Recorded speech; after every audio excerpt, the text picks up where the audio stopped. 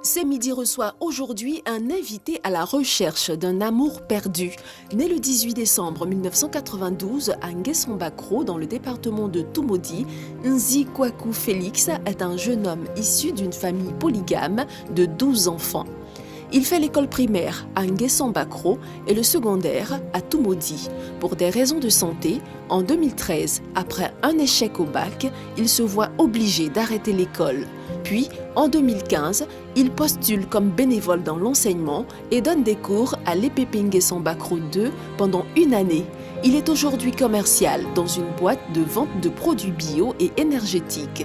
Le 23 janvier 2016, Nguesson Kwaku Félix se retrouve au mauvais endroit, au mauvais moment. Sa vie vire au cauchemar suite à un drame. Tous les détails de son histoire dans un instant avec Jean-Michel Honnet. Et nous recevons notre invité, M. Nzi Kwaku Félix, sur le plateau de ce midi. Continuez, s'il vous plaît, de lui offrir, de lui décerner ce bel accueil.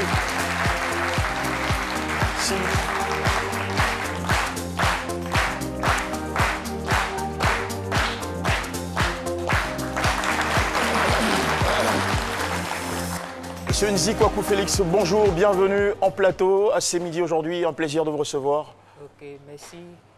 C'est moi qui vous dis le merci. Comment allez-vous en ce moment? Je vais très bien. Très bien, Dieu merci. Cette histoire ne peut pas mieux commencer, en bon moral. Ça va vous permettre d'être en énergie pour nous raconter toute votre histoire, de laquelle nous avons tiré de très très beaux enseignements, n'est-ce pas? Ok. Voilà. Alors, vous connaissez bien Dr Philo? Docteur Philo, non, je ne le connais pas tout. Vous ne le connaissez pas vraiment? Je suis vraiment ses émissions. Je suivais ses émissions. Vous suiviez, parce qu'avec l'occupation, parfois, vous n'avez pas toujours le temps de le faire. Oui. Alors, vous allez le découvrir autrement. Aujourd'hui, il joue des personnages, il essaie à sa façon de rentrer dans les histoires pour taquiner également nos mémoires et nous amener à sourire, pour relativiser un peu quand les histoires sont dramatiques. Oui. Donc nous allons le recevoir en plateau tout de suite, mesdames et messieurs, grâce à vos applaudissements, Dr Philo. Le thème du jour, selon Dr Philo.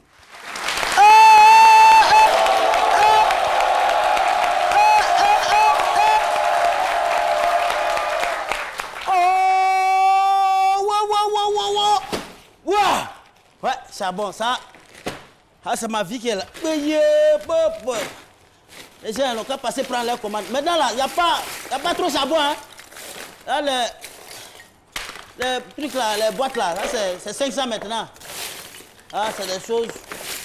Les gens ils pensent que pour avoir l'argent d'Abidjan, là, on est là pour plaisanter. Oh, bah, yo, qui est, bah, au jour. Il y a un boulot. Je pensais que j'étais la seule. Oh. Reste là, oui.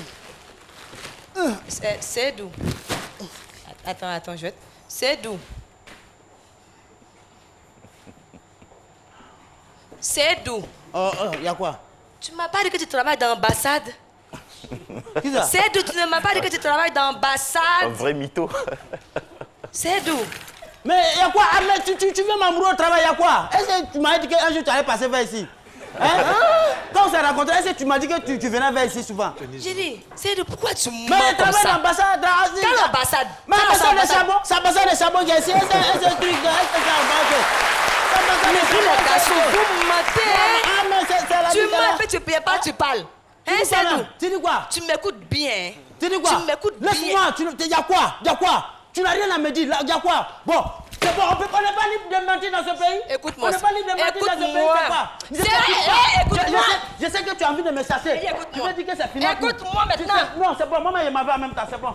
C'est fini entre nous. Regarde-moi ici. C'est fini entre nous. Regarde-moi c'est bon. ici. C'est fini entre nous. C'est d'où? Tu veux me dire, maître, c'est bon, dis-moi, maître. Je t'aime.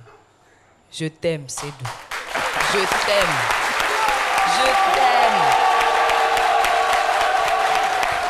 Hein? Attends, nous les femmes, là, on sait déjà les choses. Hein. Tu penses que quoi? Attends, tu m'aimes Quand tu pas. m'embrasses souvent, là, je vois pour des charbons. C'est ça qui me plaît. Hein? Non, attends, tu m'aimes dans l'odeur, là. Je t'aime dedans. Viens au milieu ici, là, ça va si tu m'aimes. Non, allez, Je t'aime, mais pas quand tu as attrapé ça. Sinon, le Dépose. charbon, là, c'est ce que j'ai fait même. Et puis, sinon, j'ai juste qu'un 10 coins comme Faut ça. diminuer, pardon. Faut arrêter de mentir maintenant. C'est un seul, je sais. Je t'aime dedans, bébé. Je t'aime. Et Bisous. voilà, belle histoire. Regarde. La recette, là, tu me trouves ça à la Attends, maison. il y a le livre, Mesdames ça, et là, messieurs, ça, merci là, de ça, saluer Ouais. Eunice Zouno. Oh, Et remercier Dr Philo pour son beau talent. Voilà, c'était donc une petite pièce. Qu'est-ce que ça vous inspire, Jessica Bamba? Beaucoup de choses. C'est vrai qu'on a tendance à penser que toutes les femmes sont intéressées par le matériel, mais c'est pas le matériel le problème. Le problème, c'est la vision. Ce qui va faire qu'une femme ne va pas rester avec un homme, c'est pas le fait qu'il n'ait pas d'argent, c'est le fait qu'il n'ait pas de vision. Parce qu'évidemment, sans vision, il n'y a pas de chance qu'on puisse s'en sortir demain. Alors qu'un homme qui a de la vision, un homme qui a des projets, un homme qui a des qualités aussi, qui a des qualités et qui veut se battre dans la vie, on va y arriver, c'est juste une question de temps. Merci beaucoup, ma chère Jess. Mesdames et messieurs, nous allons tout de suite vous poser une question. Enfin, pas moi personnellement, mais vous le savez, le pro, c'est Chris Paterna-Sémian. Dans les moments difficiles, êtes-vous prêt à rester avec votre conjoint ou conjointe? C'est tout de suite dans le micro-trottoir. Chris Paterna-Sémian, c'est votre opinion. Et salut Jean-Michel, excellent début de semaine à tous et à toutes. Je n'ai rien à vous apprendre sur l'amour. L'amour, le véritable amour. Un écrivain français disait ceci: l'amour est une autre certaine idée du bonheur qui séduit. Il est plus facile de chercher les preuves d'amour dans les sentiments de l'autre, mais plus douloureux de le faire dans les gestes les plus simples. Cela nous amène à cette réflexion. Êtes-vous prêt à rester avec votre conjoint dans les moments les plus difficiles? Votre opinion nous intéresse. Ça dépend des conditions parce qu'il y a des hommes, quand tu es avec eux, vous êtes dans des difficultés, vous êtes ensemble et puis après quand ils reçoivent et puis ils te laissent, donc ça fait que souvent vraiment pas. Oui, mais le cas de X n'est pas forcément le cas de Y. Pourquoi forcément regarder ce qui s'est passé avec l'autre et puis se coller le même truc? Bon, ça a été déjà dit que le mariage c'est pour le meilleur et le pire. Même si on n'est pas encore marié, on peut adopter ça dès maintenant. C'est dans la difficulté qu'on voit vraiment le vrai amour. Voilà. Aussi, c'est dans la difficulté que nous sommes vraiment unis. Sinon, lorsque ça va, et tout ce qui va venir maintenant, ce sont des acquis et des privilèges. Oui. Je suis prêt à rester avec ma conjointe dans les moments difficiles. Parce que je veux vraiment rester avec cette dernière pour le reste de ma vie. Alors il faut forcément que dans les moments difficiles, je reste avec elle. La femme aime souffrir avec son homme. Parce que j'ai déjà vécu les difficultés, donc chez moi, si ça arrive, bon, je me dis que je peux surmonter. Parce que quand ça arrive, on arrive à s'asseoir, en discuter et puis se comprendre qu'est-ce qui n'a pas marché, qu'est-ce qui ne va pas et puis on arrive à gérer quoi. C'est ça. La plupart c'est la famille, après, vous connaissez, hein, on est en Afrique, voilà, qui vient se mettre et puis après, bon, on arrive à gérer en tout cas. La vie à deux n'est pas un long fleuve tranquille. La conscience d'aimer et d'être aimé apporte une chaleur, une certaine richesse à la vie que rien d'autre ne peut apporter. Et c'était une citation, reste à confirmer par les actes. À vous le studio. Merci beaucoup mon cher Chris Paterna-Sémian. L'amour qui triomphe de tout, c'est un peu ça l'histoire de notre invité témoin, monsieur Nizi Kouakou Félix. Vous êtes issu d'une famille de 12 enfants, orphelin de père depuis l'âge de 12 ans. Vous avez stoppé les classes en terminale D au collège moderne Espérance de Toumoudi pour des raisons de maladie. Et puis 2 ans plus tard, en 2015, vous vous engagez comme instituteur bénévole dans l'école primaire de votre village, de là où vous venez, Pépé Nguessan Bakro 2. Et puis fin de cette même année, vous vous lancez dans la production du charbon. On comprend donc bien la pièce de Dr Philo. Et les jours passaient tout doucement jusqu'à cette date inoubliable du 23 janvier 2016 autour de 12 h. Oui. Racontez-nous. Ok. Et donc en 2015, j'étais au village en tant que bénévole. Et en 2016, il y avait l'État qui avait envoyé les instituteurs et donc j'avais arrêté. Et j'ai décidé de me lancer dans le charbon de bois pour pouvoir présenter le CAFOC ainsi que la gendarmerie. Parce que j'avais déjà présenté la gendarmerie et j'avais échoué.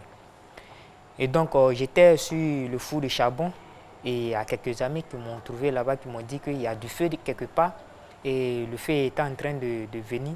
Donc le chef du village demande qu'on part dans l'espoir d'aller éteindre le feu. Alors ce quelque part, c'était où précisément? Et bon, on peut dire que c'est au village là-bas. C'est au village là-bas, mais à 3 km du village, donc s'est déroulée cette scène-là. Donc, peut-être, j'imagine dans vos plantations ou dans la brousse environnante? Il y a des plantations. Il y a des plantations là-bas.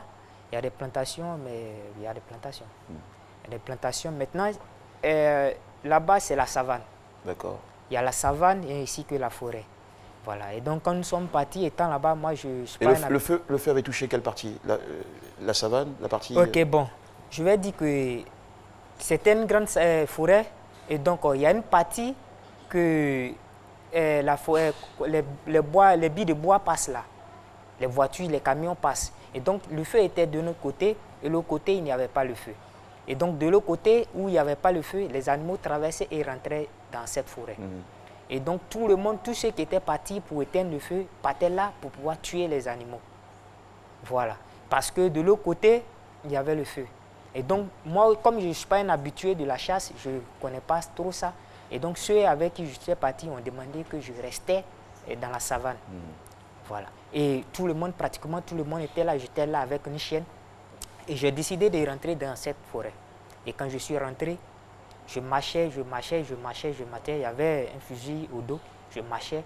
Et au moins à 50 mètres, j'ai constaté qu'il y avait la fumée qui venait. Et dit, ok, je vais me retourner. Et quand je retournais, je voyais aussi qu'il y avait aussi le feu devant moi. Parce que c'était difficile en ce moment d'éteindre le feu. Parce que même une flamme qui tombait là, ça prenait rapidement. Et cette année, il y avait eu du feu partout, même en Côte d'Ivoire. Et donc, c'était difficile d'éteindre le feu. Et j'ai vu que j'ai été encerclé par le feu. Et j'ai couru de 40 à 30 mètres pour sortir dans la savane. Et en sortant, je suis tombé, je me suis évanoui. Et donc, la chienne qui était avec moi partait alerter les gens en criant, en aboyant, et revenait vers moi. En ce moment, j'ai commencé à retrouver un peu la force. Et ces personnes-là sont venues et ils m'ont soulevé. Quand ils m'ont soulevé, ils m'ont conduit au village. Et du village, nous sommes allés à Kokmo. Ils ont fait les premiers soins. Ils ont dit que je ne pouvais pas. Et ils m'ont envoyé sur Yamoussoukro. Et Yamoussoukro, ils ont dit qu'ils ne pouvaient pas parce que ce n'étaient pas les spécialistes de brûleux. Et ainsi, ils m'ont conduit au Grand Chui, au Grand Brûleux d'Abidjan ici, ce même 23. Nous sommes arrivés aux environs de 23h à 0h par là, à Abidjan. Et là, vous avez été, pris en charge par les médecins, ils se sont penchés sur votre cas et ont commencé à vous traiter. Oui, bon, j'ai été pris en charge par les médecins, mais les dépenses, c'est mes parents qui l'ont payé. Alors, comment se sont déroulés les soins, pendant combien de temps? Bon, j'ai fait pratiquement 4 mois au CHU de Cocody ici. 4 mois? 4 mois. Et je pense qu'on doit avoir une photo de vous avant cet incident. Ça, c'est l'homme que vous étiez un peu avant ce drame. Voilà. Oui, ça, j'étais en 2014 à un baptême d'un frère, d'un ami à moi. C'est un drame qui a complètement tout fait basculer dans votre vie. Oui, oui. Et pendant ces 4 mois au sein des brûlés de Cocody, comment vous avez vécu chaque journée? Comment se déroulaient les soins? Qu'est-ce qui s'y passait vraiment? Ok, les soins se faisaient chaque 2 jours. Chaque 2 jours, on partait faire les soins. C'était vraiment douloureux, très douloureux parce que pratiquement tout le corps était brûlé. De la tête jusqu'à mes bras, et le genou, et ainsi tout le corps était brûlé. Et donc j'étais emballé partout, donc c'était difficile. Et par moments, même quand ça se colle comme ça pour décoller, c'est vraiment difficile. Et vous avez été brûlé au quel degré? Au 2e degré. Et il y a des parties qui sont brûlées jusqu'au 3e degré. Wow. J'imagine que la douleur était très lancinante. Est-ce que vous aviez des problèmes pour dormir? Vous aviez des insomnies? Oui, j'avais des problèmes pour dormir. Je n'arrivais pas à dormir. Moi-même, je ne voyais pas clair quand j'étais hospitalisé dans les 2 premiers mois. Je n'arrivais pas à voir mes parents. C'est par leur voix que je savais qu'il y a telle personne qui était là. Quelles étaient les autres difficultés que vous aviez au-delà de la douleur, des insomnies, de l'incapacité à reconnaître les parents? Bon, au niveau du CHU? Oui. Vous-même, oui. Ou bien à présent? Vos difficultés. Comment est-ce que cette brûlure a changé votre quotidien? Bon, ça a tout bouleversé. Hein? Et à présent, je peux dire que je suis dans une société où je ne suis pas trop utile, je peux dire ça. Et pourquoi vous dites ça? En termes d'amitié, je n'ai plus trop d'amis comme ça, en soutien, parce que les amis me rejettent. Vous avez perdu tous vos anciens amis? Oui, pratiquement. Ou quelques-uns de vos anciens amis? Pratiquement. J'ai perdu plein d'amis et plusieurs camarades. Vous pensez que c'est forcément lié à ce qui vous est arrivé? Oui, forcément. Mais est-ce qu'ils vous l'ont dit, en face? Ou bien quand ils ont appris votre accident, ils n'ont plus cherché à vous voir, ou ils sont venus devant vous pour vous dire... Bon, les débuts, beaucoup d'amis m'appelaient. Mais vous savez, le silence est une réponse. Ouais. Voilà. Quand une personne ne cherche pas à avoir de tes nouvelles, tu peux au moins avoir une idée de ça. Et c'est quelque chose qui vous fait souffrir? Très. Ça me met mal à l'aise. Et par moments même, j'ai envie de me suicider. Mais je me dis que tout est permis. Dieu ne fait rien au hasard. Si cela t'est arrivé, c'est qu'il peut y avoir une solution. Justement, moi je voudrais savoir, quand vous regardez, parce que lorsque vous êtes à l'hôpital, vous êtes, je pense que vous avez des bandes un peu partout. La première fois que vous voyez dans la glace, que vous regardez dans le miroir, la première fois. Bon, il n'y avait pas de miroir là-bas. Il n'y avait pas de miroir là où on était. Oui, mais la première fois que vous êtes vu, que vous avez vu votre reflet. Bon, j'ai coulé les larmes. Parce que la personne que j'étais avant, que je vois maintenant, ce n'est pas cette même personne. Je coule forcément des larmes. Est-ce qu'on se dit finalement, j'aurais dû mourir en fait? Ou est-ce qu'on se dit, je suis quand même en vie? Bon, par moment, je me dis que j'aurais dû mourir. Et là, comme ça, c'était la fin de certaines choses, la fin d'une souffrance. Mais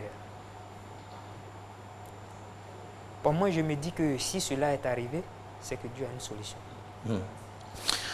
Quelle a été la réaction de... Parce que quand un tel drame arrive, vous savez qu'être pris en charge, enfin, pendant 4 mois, se retrouver dans un hôpital, ça nécessite des dépenses, des finances, ça engage tout ça. Comment est-ce que vous avez été financièrement assisté? Comment vous avez fait face à toutes les exigences de vos soins à l'hôpital? Ok. Les soins, c'est mes parents qui l'ont pris en charge. Et je tiens de l'antenne aussi pour dire merci à la population de Nguessan-Bako, résidant à Abidjan, parce que ces personnes seront venues à mon aide financièrement comme moralement, ainsi que quelques amis. Après l'accident, qui me venaient en aide. Donc, D'accord. Alors, dans cette épreuve, vous n'avez pas été seul. Vous avez été aussi assisté, vous avez cité votre communauté, votre village, vos parents. Vous avez été aussi assisté par une personne particulière pour vous, c'est votre petit ami, oui. Que vous avez rencontré un peu avant 2014, mais disons que les choses se sont vraiment précisées en 2014 entre vous. Oui.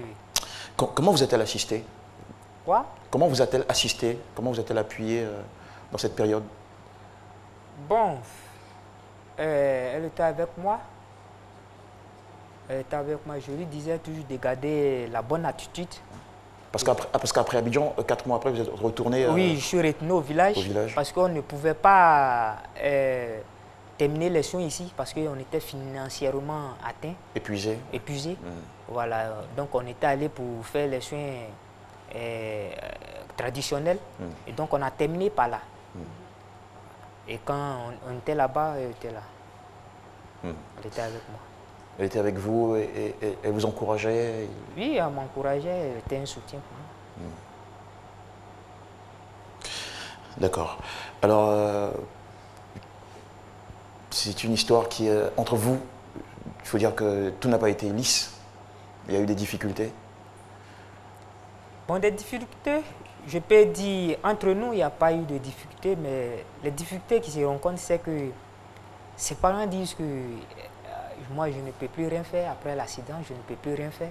Et donc, qu'elle m'équipe pour chercher quelqu'un qui peut s'occuper d'elle. On peut dire que c'est les difficultés qui sont là. Sinon, entre elle et moi, il n'y a pas de problème. Est-ce que c'est vrai que vous ne pouvez plus rien faire parce qu'après, vous avez repris des activités? Bon, après l'accident? Oui, après l'accident. Les activités, bon, oui, j'ai en 2018. Bon, déjà en 2017, je faisais du jeu vidéo pour pouvoir me nourrir. Et ainsi qu'en 2018. Et en 2018, fin 2018, j'ai décidé d'aller à Boaké pour aller me chercher. Et vous êtes allé à Boaké depuis 2018, vous vivez avec des amis? Oui, je vis avec des amis à Boaké. Et vous faites une activité qui consiste en la vente de produits, vous êtes payé sur les... Oui, les produits bio et les marges produits... Voilà. Allez-y, s'il vous plaît. Des produits bio et des produits de bien-être et santé. Voilà. Et vous êtes payé en fonction du nombre de ventes, c'est ça? Oui, nous sommes numérés par pourcentage. Et je préférais faire taire le nom de la boîte parce que ce serait en train de faire la publicité. Tout à fait. Et on est très content que vous l'ayez compris. Mais est-ce que ce que vous gagnez avec cette activité est suffisant pour vous? Ou bien vous dites, je fais Bon, avec? c'est pas suffisant. C'est pas suffisant, mais on le fait quand même. Alors j'en parle parce que entre-temps, vous avez eu un enfant avec votre petite amie. Oui, oui. Ça remonte à quelle date déjà? L'enfant a 6 mois maintenant. 6 mois maintenant. Et vous nous expliquiez en préparant cette émission qu'en Pays Baoulé, il y a une façon de faire les choses. C'est bien ça? Ok, bon, quand elle avait pris la grossesse, normalement, elle devrait se rendre chez les parents. Parce que, étant même à Boaké, j'ai demandé à ce qu'elle me rejoigne. À ce moment, elle était en classe de 3e et elle m'a rejoint là-bas. Elle m'a rejoint là-bas. Pendant que, quand j'étais allé, même c'était difficile, même pour avoir de quoi manger. Et ses parents lui avaient donné 10 000 francs pour son inscription. Elle m'a envoyé cet argent. Et quand elle m'a envoyé, j'ai demandé à ce qu'elle me rejoigne. Elle m'a rejoint à Boaké. On était à Boaké ensemble jusqu'à ce qu'elle prenne la grossesse. Et quand elle a pris la grossesse, je ne pouvais pas la supporter. J'ai demandé à ce que, parce que financièrement, je n'avais pas d'argent. J'ai demandé à ce qu'elle rejoigne la vieille à Oumé. Et elle a rejoint la vieille. Mais chez nous, les Baoulés, quand une femme enceinte, les parents doivent demander l'auteur de sa grossesse. Et donc, comme elle venait, que ça n'a pas été consensus de ses parents, mes parents sont allés demander pardon à ses parents. Et quand ils sont allés demander pardon, la fille s'est rendue au village. C'est ainsi qu'ils ont demandé l'auteur de sa grossesse. Elle a dit mon nom. Et quand tu acceptes comme ça la grossesse, quand tu reconnais oui. Tu dois envoyer 2 bouteilles de liqueur plus 10 000 francs pour que la fille parte à l'hôpital. J'étais atteint financièrement à ce moment, je n'avais rien. Et donc, je n'ai pas pu honorer à ça. Voilà. Et ça prouve à quel point votre activité aujourd'hui à Boaké n'est pas suffisamment rentable pour vous, c'est ça? Oui. C'est difficile, c'est assez compliqué pour vous. Compliqué. C'est-à-dire jusqu'à ce jour, vous n'avez pas encore payé bon, ces 2 jusqu'au bouteilles? Jour d'aujourd'hui, je n'ai pas encore payé ce que je dois payer pour pouvoir voir la fille. Je ne me suis pas encore rendu même au village pour aller voir la fille. Et vous avez des nouvelles d'elle tout de même? Oui, j'ai des nouvelles d'elle. Hier même, on était en contact. Nous sommes toujours en contact. Je l'appelle toujours. Et c'est quoi les dernières nouvelles? Bon, les dernières nouvelles, c'est qu'elle m'a dit que l'enfant va bien, que l'enfant a commencé à faire 4 pattes. Et jusque-là, vous n'avez pas encore vu votre enfant? Non. Est-ce que ce sont des choses qui parfois vous font fondre en larmes? Vous dites... Oui, je pleure par moments. Une fille qui t'est venue en aide, qui t'a soutenu pendant un moment très douloureux, ne pas l'assister pendant son accouchement, même sa grossesse, je trouve que c'est vraiment méchant de ma part. Donc par moment, quand je pense à ça, je pleure. Est-ce que vous avez... Est-ce que parfois vous essayez de réfléchir, de dire, bon, il faut que je trouve un moyen de gagner un peu plus d'argent? Peut-être que je trouve des idées, oui. Des petites idées d'affaires ou de commerce oui. pour... Je réfléchis, je vois, je suis en train d'analyser là où est-ce que je peux mettre les pieds qui peuvent me rapporter assez d'argent pour pouvoir m'occuper d'elle, ainsi que ma fille. Est-ce que vous vous sentez aujourd'hui un homme épanoui malgré votre nouvel état physique? Oui, je dirais oui. Parce que je me vois comme les autres. Vous savez, l'handicap, c'est dans la tête. Hein. C'est quand tu acceptes.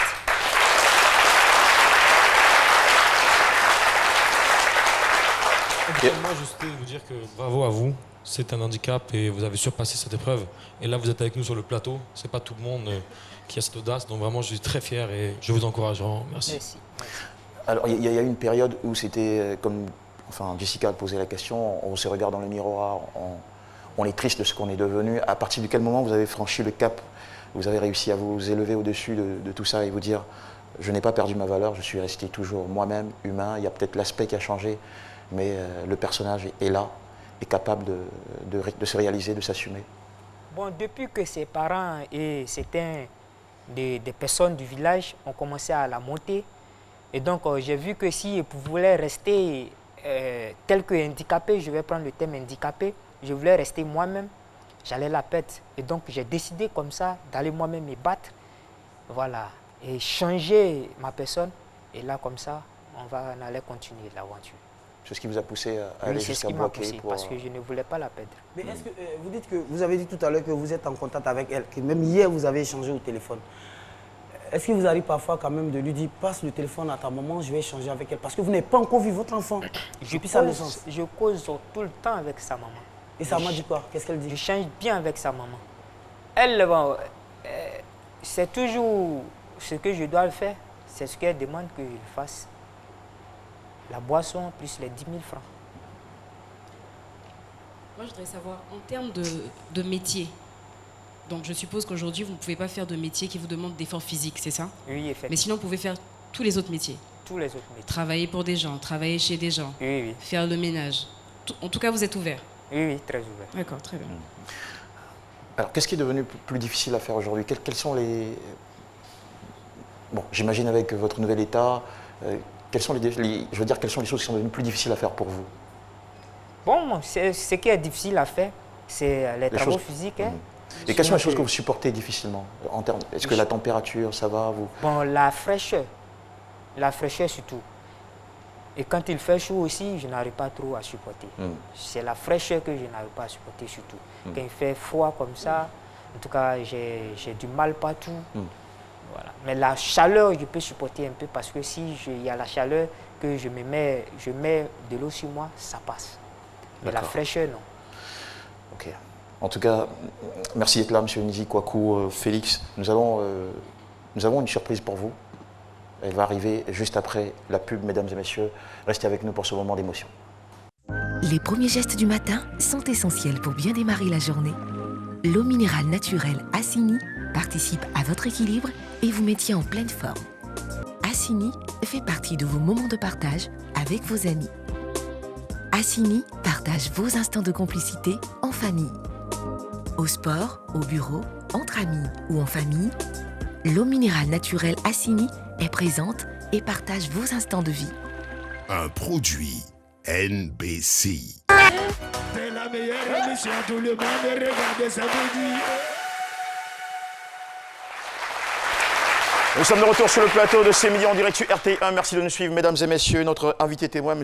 Nzi Kwaku Félix, brûlé au second degré, qui nous raconte jusqu'ici son quotidien, sa réalité. Et nous avons des réactions sur nos différents formats sociaux avec Paulus Agathon. Tout de suite, les commentaires. Le premier message nous vient de Twitter. On dira aujourd'hui pas de questions, mais des messages assez intéressants quand même. Et donc, le premier message que nous avons, c'est celui de Seribitozan Stéphane. Sur Twitter, il dit « Les épreuves font partie de la vie et si votre petite amie a accepté de rester auprès de vous, moi, je vous conseille en tout cas de vous battre et de faire tout votre effort pour la rendre heureuse, afin de prouver plus tard au monde entier que l'amour est le plus grand soutien qui permet à un homme de faire face à tout. » Il le disait tout à l'heure, certains de ses amis l'ont abandonné, mais je pense qu'il a également l'amour de certaines personnes. C'est le cas de Tatiana Nguessan sur la page de C'est Midi qui dit « Félix, mon ami, je t'aime très fort ». Voilà. On a ensuite deux autres messages, les messages de Bertin Tola et Chomar Sil. Bertin Tola qui dit c'est un vrai miraculé qu'il rende simplement grâce à Dieu notre Créateur. Chomar Sil, il dit il est important d'aimer de tout cœur et c'est justement ce qui amène une personne à rester humain face à certaines situations de la vie. Gardez la foi et comme vous le dites, Dieu ne fait rien au hasard. Voilà. Et voilà, merci pour tous ces témoignages d'amour qui nous arrivent en votre direction, Monsieur Nzi Kwaku Félix. Une petite question de Jessica Bamba avant... Savoir si, au fond de vous, est-ce que vous pensez que c'est parce que vous n'avez pas les moyens pour payer les bouteilles en question et la somme de 10 000 francs que votre famille est toujours que votre femme et votre enfant sont restés bloqués de l'autre côté, ou vous pensez que c'est à cause de votre handicap? Au fond de vous, qu'est-ce que vous pensez réellement? Bon, je pense que c'est à cause de mon handicap, parce que bien avant d'avoir cet enfant-là, il avait ces problèmes-là qui se sont soulevés. Et donc, je me dis que, un, c'est à cause de l'handicap, et deux aussi, parce que je n'ai pas encore honoré à ce que les parents ont demandé. Donc, je me dis que c'est les deux raisons. Mais sinon, normalement, dans votre vie de couple, tout se passait bien. Parce qu'en fait, je vais vous expliquer pourquoi je pose la question. Parfois, quand on a un handicap et que très souvent, on subit le regard des gens, on a l'impression d'être dévalorisé, d'être rabaissé. On a tendance à avoir des moments de colère, des moments d'incompréhension. Est-ce que c'est déjà arrivé? Si. Quand par moment même, tu vas sur ta page Facebook et que tu vois la publication de tes amis qui sont bien habillés, qui ont en tout cas grossi, ou bien qui sont devenus gendarmes, qui travaillent, disons, et quand tu vois leur image, ça te met mal à l'aise. D'accord, ok, on peut comprendre tout ce que vous ressentez en ce moment. Monsieur Nzi Kwaku Félix, vous vous souvenez que vous aviez demandé à un de vos amis, un photographe, de vous ramener du village des photos de votre enfant que vous n'avez pas revu, que vous n'avez même pas vu du tout depuis sa naissance? J'ai demandé, c'est un ami à moi, un ami de l'école primaire jusqu'au collège. On a fait la 3e ensemble, Oka Kwasi Gauthier. J'ai demandé qu'il m'envoie. Vous avez dit qu'il s'appelle comment? Oka Kwasi Gauthier. Oka Kwasi Gauthier. Oui. Et c'est donc notre invité surprise qui nous rejoint en ce moment avec les photos que vous avez tant espérées depuis tous ces mois. Mesdames et messieurs, merci de le recevoir avec vos applaudissements.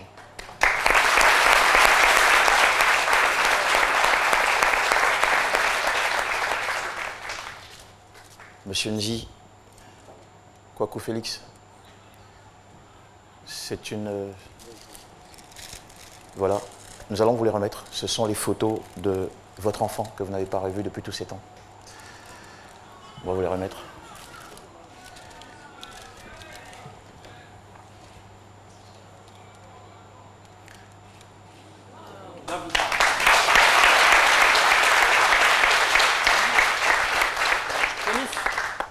Quelle réaction ça vous inspire de voir enfin en photo, au moins ça, votre fille?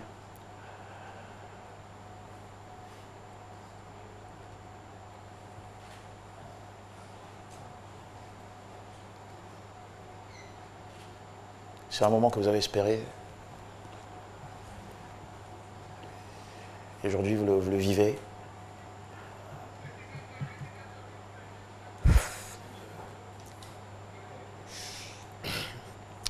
Je suis vraiment ému, mais j'aimerais plus la voir physiquement. En vrai. Là, tout de suite, vous avez le sentiment qu'elle vous ressemble un peu plus à sa mère? Oui, à moi. Plus à vous? Oui, plus à moi. Ça vous rend fier? Oui, ça me rend fier. Est-ce que vous avez envie d'adresser un message à sa mère? Oui, à sa mère. Elle dit que... Elle m'a dit hier que je l'ai laissé. Elle a dit que je ne l'ai pas laissé. C'est parce que ce que je suis en train de chercher, je ne l'ai pas encore obtenu. Si elle voit mon silence en ce moment, c'est parce que je n'ai pas encore obtenu. Mais toujours, elle est toujours dans mon cœur. Et je vais me battre jusqu'au point où un jour on sera très heureux. Et à votre belle famille? De toujours croire en moi. La vie n'est pas facile, mais toutefois que tu persistes toujours, tu auras un résultat. D'accord. Nous allons... Seulement, excusez-moi. Nous allons tout de suite prendre les réactions de notre doyen. Au fait, Doyen, c'est un moment d'émotion tout particulier sur le plateau. Rapidement, Jean-Michel, je suis content, en fait. Avec votre émission, je vous dis, je suis venu personnellement essuyer vos larmes pour vous dire que cette fille que vous venez de voir là, tout le monde peut vous abandonner sauf elle. Le fait de voir ces images-là aujourd'hui, ça dit, vous devez avoir encore plus la force de vous battre dans la vie et ne regardez pas de gauche à droite. Même si votre belle famille ne veut pas vous voir là. Mais le fait de penser déjà que cette fille-là est là, le doyen, c'est bon. D'accord. La minute du doyen, c'est tout de suite. Kassi Kouadio, c'est la minute du doyen. Monsieur Nzi, Yako, ne vous découragez pas. Vous n'avez pas perdu l'essentiel. Et puis, sans connaître votre petite amie, mais je me rends compte quand même qu'elle vous aime. Oui. Elle vous aime. Alors, ce que vous allez faire, priez beaucoup, faites un effort, cherchez à trouver de quoi faire. Et pour pouvoir aller vite la doter. C'est très important. Si vous réussissez à la doter, vous allez mettre de votre côté toutes les chances de pouvoir garder cette femme qui vous aime tant. Vous me comprenez? En effet, il y a un grand sondage qui a été réalisé dans une université d'Australie et qui montre une forte corrélation entre le fait de légaliser comme ça l'union et la chance de durer. Alors, ce sondage a montré que après 4 ans d'union, il y a 90% des couples mariés qui résistent, contre 74% des couples non mariés. Et aussi qu'après 11 ans, il y a 80% des couples mariés qui tiennent le coup, contre seulement 57% de couples non mariés. Donc, vous voyez, il y a beaucoup de chances que votre union dure quand ça a été légalisé, même ne serait-ce que traditionnellement. Le mariage coutumier chez nous est important aussi. Très important. Donc, en attendant, faites tout pour faire ce mariage traditionnel, pour avoir toutes les chances de garder cette femme qui vous aime bien. C'est bien compris? Oui, très bien compris. Merci. Bonne chance. Merci. Et que Dieu vous aide. Merci beaucoup, doyen. Monsieur Oka Kwasi-Gauthier, cher ami, merci infiniment pour ces photos. Il en avait tellement besoin et vous venez d'apporter du soleil à sa journée. Très gentil, merci de passer nous voir. Nous allons maintenant, monsieur Nzi Kwaku Félix. Vous voulez me dire quelque chose? Moi, votre histoire m'a touché personnellement. Donc, sur ce plateau, si j'ai l'accord de tout le monde, j'ai décidé de vous remettre la somme de 50 000 francs de ma part, voilà, pour vous soutenir. D'accord? Attendez, vous allez le faire tout à l'heure. Hein, voilà, vous allez le faire tout à l'heure, c'est 50 000 beaucoup mieux. francs de ma part, voilà, c'est mon soutien à moi personnellement. Merci beaucoup, c'est très gentil. Très gentil. Alors, monsieur Nzi Kwaku Félix, donc vous pouvez bien le voir, ce n'est pas une situation désespérée du tout. Et les conseils du doyen sont vraiment à prendre très au sérieux pour changer votre situation socio-économique, votre quotidien, et préparer, pourquoi pas, l'arrivée prochaine de madame et de votre bébé à la maison. On vous souhaite tout le bonheur du monde, on vous embrasse très fort, et puis bonne continuation dans cette bataille de la vie. Merci beaucoup. Vous êtes un compétiteur, vous êtes un vainqueur, et je sais que vous allez y arriver. Merci. Merci beaucoup d'être passé nous voir. Sous ces applaudissements, nous vous raccompagnons